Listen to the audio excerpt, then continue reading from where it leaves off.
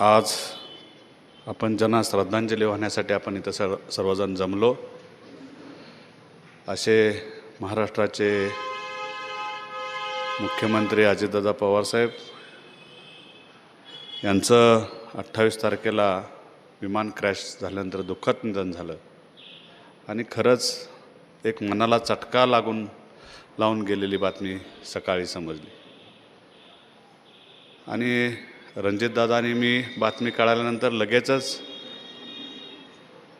निघालो आणि 1 तासामध्ये आम्ही तिथे 1 तास सव्वा तासामध्ये तिथं पोचलो. दवाखान्यामध्ये मेडिकल कॉलेजला गेलो, बघितलं. अत्यंत दुर्दैव अंत असा ह्या महाराष्ट्राच्या लोकनेत्याचा झालेला पाहून मनाला खूप वेदना झाल्या. आणि तसं माझे आणि दादांचे संबंध ह्या 14-15 महिन्यामध्येच आले होते. कारण राष्ट्रवादी काँग्रेस पार्टीमध्ये प्रवेश केल्यानंतर पहिल्यांदाच मी दादांना भेटलो होतो. याच्यापूर्वी कधी दादांना भेटण्याचा प्रसंग कधीच आला नव्हता, कारण मी राजकारणातच नव्हतो. मी कुठं उभा राहिलो नव्हतो, ग्रामपंचायतला नव्हतो, कुठलंही इलेक्शन कधी लढवलं नव्हतं. आणि पहिल्यांदाच दादांना भेटण्याचा योग आला. एवढ्या मोठ्या माणसाला भेटायचं म्हटलं तरी छातीत धस झालं होतं. एवढा मोठा महाराष्ट्राचा काम करणारा, सकाळ पहाटेपासून रात्रीपर्यंत रात्रंदिवस समाजासाठी झटणारा नेता, की ज्याचं महाराष्ट्रामध्ये देशामध्ये मोठं नाव आहे, काम करणारा माणूस म्हणून त्यांना बोललं जातं. अशा माणसाला भेटल्यानंतर काय बोलायचं सुचत नव्हतं. आणि प्रवेश झाल्यानंतर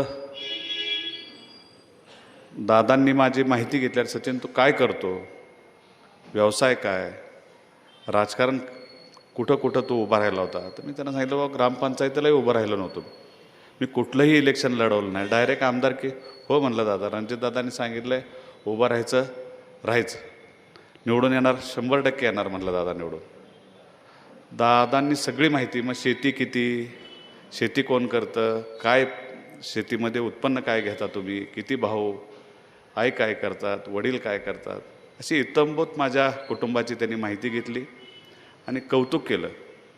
आणि ते कौतुक केल्यानंतर एवढं मन भारावून गेलं की एवढा मोठा नेता पण एका सर्वसामान्य शेतकऱ्याच्या मुलावरती एवढा आस्थेने, एवढं बारीक सारीक गोष्टी विचारून घेऊन, प्रेमानं बरोबर घेऊन, जे म्हणजे आपुलकीनं, की कधी न भेटलेलं अशा दादांना, की जणू काय मी पूर्वीपासूनच त्यांच्याबरोबर आहे असं मला त्यांच्या ह्याच्यात जाणवलं. आणि परत साखरवाडीच्या सभेमध्ये तर त्यांनी सांगूनच टाकलं की आमच्या सचिनला काय झालं तरी निवडून द्या, मी बरोबर आहे, मी कुठेही कमी पडणार नाही, विकासाच्या बाबतीत कमी पडणार नाही. आणि त्यांची ती सभा मला या तालुक्याचं नेतृत्व देऊन गेली. खऱ्या अर्थानं दादांनी खूप प्रयत्न केले, खूप विश्वास ठेवला रणजितदादांवरती, माझ्यावरती विश्वास ठेवून तालुक्याची पूर्ण धुरा आमच्याकडे दिली. आणि त्यांचा तो विश्वास आम्ही संपादन पण केला. ज्या विश्वासाने दादांनी आमच्यावरती विश्वास टाकला, त्या विश्वासाने दादांच्याबरोबर राहिलो, काम केलं. अनेक विकास कामांना दादांनी आम्हाला पाठबळ दिलं. या तालुका चांगल्या पद्धतीने, बारामती एवढा लगेच होणार नाही, पण बारामतीच्या बरोबरीला कसा नेता येईल याच्यासाठी दादांनी खूप प्रयत्न केले.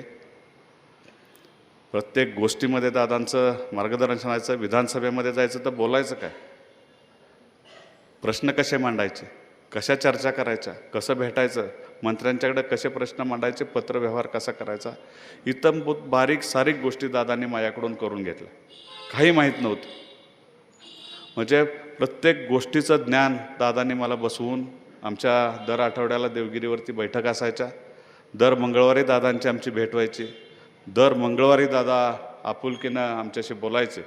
प्रत्येक सदस्याची, आमच्या सहकाऱ्यांशी त्यांच्या गप्पा गोष्टी व्हायच्या आणि त्यात विश्वास वाटायचा. प्रत्येक वेळेस गेलो की नवीन काहीतरी दादा सांगत राहायचे, मार्गदर्शन करायचे, पक्ष कसा वाढवायचा, संघटना कशी वाढवायची, आणि आपण विधानसभेत कसे प्रश्न मांडायचे, शेतकऱ्यांच्या विषयी अतिशय तळमळ असणारा हा नेता, गोरगरिबांसाठी काम करणारा नेता, तळागाळापर्यंत शाहू फुले आंबेडकरांचा विचार तळागाळापर्यंत पोहोचवणारा नेता आणि त्यांचा लागलेला जो सहवास होता तो खरंच अतिशय जिव्हाळ्याचा, प्रेमाचा असा होता.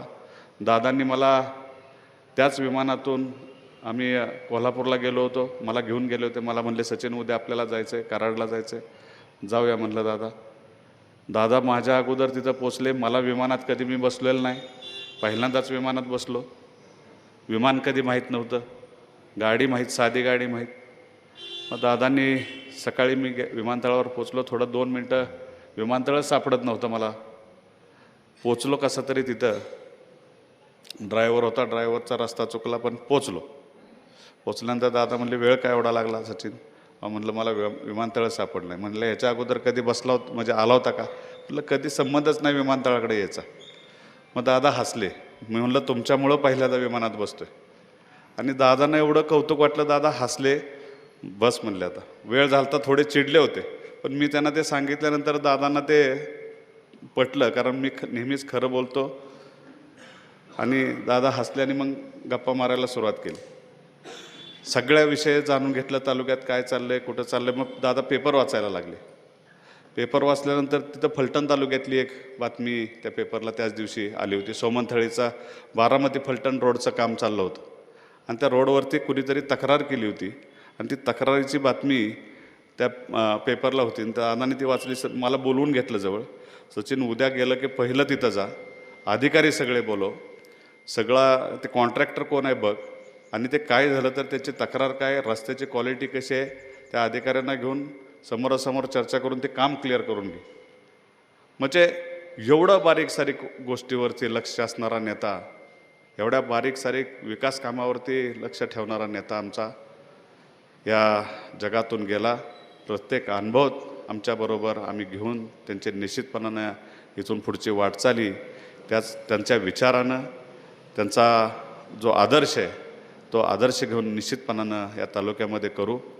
हीच खऱ्या अर्थानं त्यांना श्रद्धांजली. मी फलटण कोरेगाव विधानसभा मतदारसंघाच्या वतीनं माननीय कैलासवासी अजयदादा पवार यांना आणि माझ्या कुटुंबियाच्या वतीनं अशी श्रद्धांजली अर्पित करतो आणि थांबतो.